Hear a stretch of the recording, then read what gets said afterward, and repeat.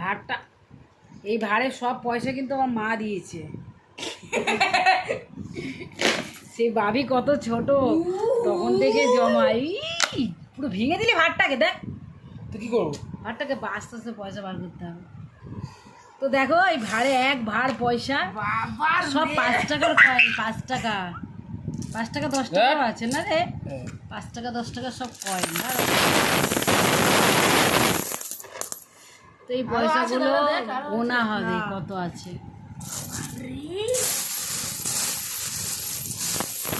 আরে ওরকম করতে নেই, আমি একটা ছবি তুলি। পয়সাগুলো গোন।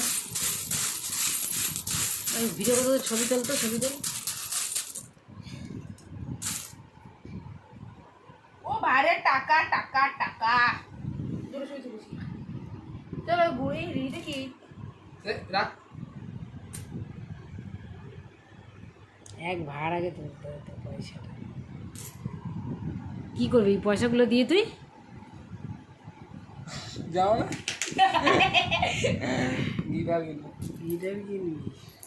10টা 10টা করে রাখ, ঠিক আছে? মানে 50 টাকা করে গোন, আবার গোন।